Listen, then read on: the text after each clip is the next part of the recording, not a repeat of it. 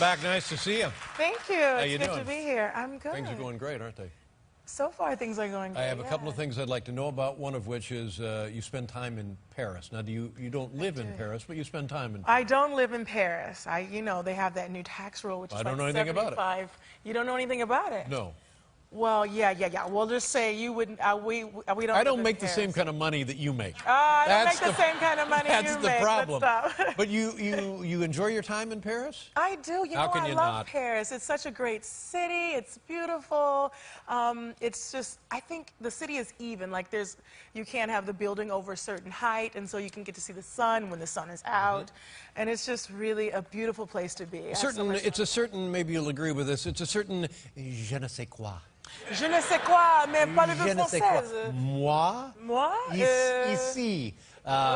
Les États-Unis. Oh, les États-Unis. Yeah. Ah, Si. Oui. Oui. No, oui. We'll do lessons together, but I love France, and But they must be all over you when you go out and say, oh my God. You know, I used to have so much peace when I was staying in Paris. I have an apartment there. It's great. It's right in the city, and it was great because it was crazy in the United States. Whenever I go, people are always recognizing me, so I'd go to Paris and I'd have a little bit of a break. But ever since I won Roland Garros, I'm kind of regretting that a little bit because now you're every regretting time winning. Sure. Yeah. Yeah. Well, you should have thought about that before you went out and won the tournament. No, it's crazy because literally every time I step out, it's like I'm back at home now. So, but it's fun. I mean, the experience is great. The people are just. Are the Parisians nice? You know, the impression is. You know, if you speak French or if you try to speak French, they definitely are nice. I do try to speak French, and they're a little bit more understanding. Now, let me tell you about my experience. I mean, I know you cut into your segment, but it's. Yeah, it's okay. Let's talk about you. I have the same outfit, by the way. Okay. My family and I went over there for a birthday. I don't know, I had turned 63 or something. And we wanted to always stay at the Ritz Hotel on the Place Vendôme. Place Vendôme. Yeah, thank you. Somebody's jealous. First of all, what a dump. What a dump. I cannot agree. I think it's beautiful. Well, you know, they redid it. They had to redo the place. But what a dump. Okay. And they treated me shabbily. Can you believe that? Yeah. I'm sorry to hear that. I wouldn't take it personally. Well, I'll go talk to them. Yeah, straighten them up. I'll tell them to treat my friend. Yeah. Now, my here's friend. something else. You know about it, but you weren't around for this. I can remember Billie Jean King. Yes. What a tremendous athlete. She's incredible. What a great social pioneer. Yes, absolutely. What a tremendous role model, icon in the world of sports. And there was a guy named Bobby Riggs, who was a tennis player and a hustler. True. He was always finding ways to make money and silly things, and he challenged Billie Jean King to a tennis match. To the battle of the sexes. They had it in the old Houston Astrodome. It was enormous. Yeah. Yes, it was enormous. It was packed.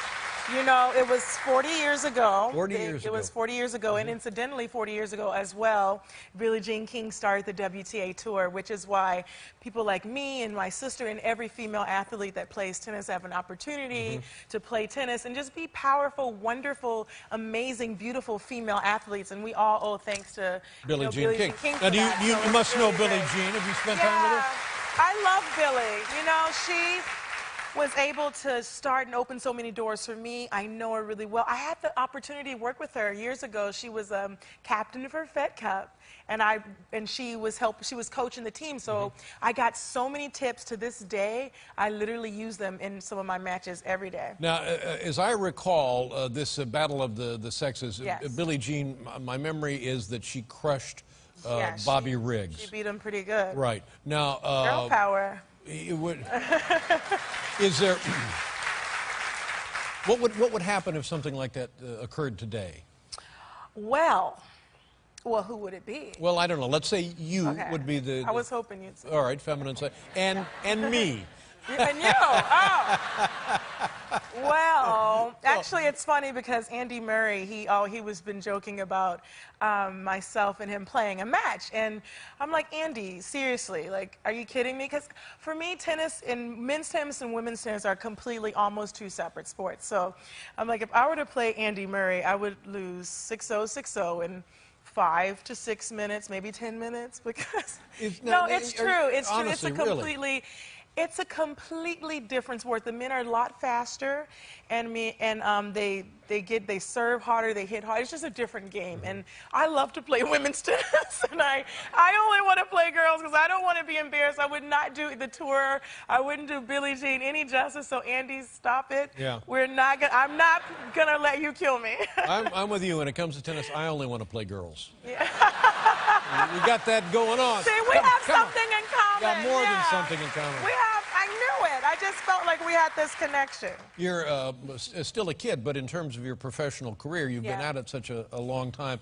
Now, here's what I know about baseball pitchers. A lot of times a kid will come up, and he's got nothing but power. He's got a tremendous fastball. Yeah. And you can't do that to your system over and over and over again and survive for very long. So then you become you refine your game. It's more nuanced. It's more strategic. But in tennis, it's a little different. Is it different? At least for me. I've adjusted my game. My dad gave me and my sister, a wonderful game and a wonderful foundation to build on. So all our career, we're always just building on our foundation. So I'm actually serving harder than I ever have in my career. Now, what do you attribute that to? Is that different? You know, technology, really, the rackets are stronger, everything's better. I'm using lots of different things, but also fitness. I'm more fit, and you know, it's just a different. I've been able to keep up with the times in terms of, you know, things like that. So to me, it's just the opposite of what I might guess. But you actually have matured. Your game has matured and gotten better. And it's weird because I thought when I was like 20 and 21 and 24 and 26, you know, you're thinking this is your peak. This is when you're doing well. But now I feel so good. I feel so healthy. I feel so vivacious, and just, you know, I just feel good every time I step out on the court. It's like, I feel so fortunate to have that. I have never felt that way. Yeah? Not a well, minute, you look not a that minute way, in and my that's what life have I matters. felt that way. But how many hours of your life have you been on a tennis court? Practice and tournaments? Honestly, if you think about it, I've probably been literally on a tennis court for like 3 years straight. Yeah. Do you ever, now you say right now you're on cloud 9. Everything's going great, and you've won, since 2012, you won like 74 and lost 4. This crazy number. But do you ever feel like, oh gosh, tennis again? That never happens, does it? No, and that's the difference between now and a couple years ago. Like, ever since I went through my health issues and my really, really bad health issues, every moment for me is new, and I feel like, wow, I'm here, I'm playing tennis. There was a time where I never thought I would even pick up a racket again, let alone play professionally, and then I've been able to come back. But that's because of injuries. Injuries affect you emotionally, affect you psychologically, maybe even more than physically, don't they? They do, and they really can wear you down, and then they become really kind of heavy almost on your soul and on your energy. And so I have a really good team. My dad, my mom, my coach, my sisters, they're all so positive, and you know, I've been able to just be able to keep that positiveness around me. And so I don't know, I just feel, like I said, I just feel a lot better. Any predictions for the U.S. Open? I never predict. But you feel good going in? I feel good going in, but I felt excellent going into Wimbledon, and I went right out. So it's a different deal. That's crazy grass. Yeah, over there, that grass is crazy, right? I mean, what's the point? Yeah, exactly. What is the point? It's if you Wimbledon, can't play though, on pavement, what is the point? Yeah, no, Wimbledon's a great place to play, but honestly, every time I step out on the court, especially here in New York, guys, I'm going to be out here. It's going to be really fun. People love you, and we embrace you as our own. I am. It's coming out here. It's a really wonderful. Now, what about this? What if at a certain point you just started playing golf? You know, I'm really good at golf. I can hit the ball. You can't imagine. Like, I'm willing to take on. I can hit it far. Yeah, I believe that. But it doesn't go in one direction. It kind of goes this way and that way, and it ends up in the trees. Yeah. And then I lose focus, and after 5 minutes, I'm like, okay, let's do something else. Let's do something else. Yeah. Let me ask you a question about your game. Can you hit a ball? We used to call it like junk. Can you do things with the ball? The junk game, yes. How much of that do you do? A funny story. When I was younger, I was really small my whole life, and then when I got like 16, 17, I grew. So when I played tournaments, all the girls were bigger than me, so I only had a junk game. So I was like this. That's why I think I get some of that tenacity from, because I always always had to fight for absolutely every point that I played. I could never win an easy match. I was always on the court forever, and I was just playing slice and junk balls and lobs and drop shots and stuff. And so finally, when I got bigger, I was like, oh, I can now play power shots. It was really fun. But do you ever use any of the old junk stuff? I do from time to time, but, you know, when I like to go out there, I like to go out there and kind of get it over with and then go home and relax and, you want to teach him a lesson. And watch The Late Show. Oh, of course. You can't see it now because he's lying.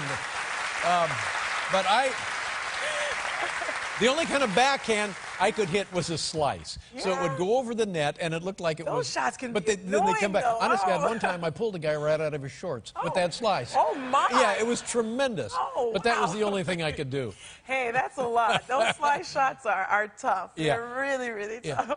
Your top physical... We have to get together All right, well, when? I would want you I'm to coming. play. No, I'll be there. Okay. Let's go. Where? Well, we can hit indoors. There's an indoor No, not indoors. No, outside. Let's go. With that slice, you want a grass. You want a grass. I never played on grass in my life. You would do good with that slice. Is grass slower or faster than... It's fast. What about clay? Is that slow game, isn't it? Clay is slow. You can get to everything on clay, right? Yeah, I'm sliding. It's like a dancer.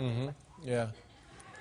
It's good to see you, and good luck in the Open. Thank you so much, when you win, and I don't want to jinx you, come back and see us. All right? Nice to have you. Thank God you. bless you. Thank you. Ladies and gentlemen, the lovely Serena Williams. We'll be right back with Sean Donnelly, everybody.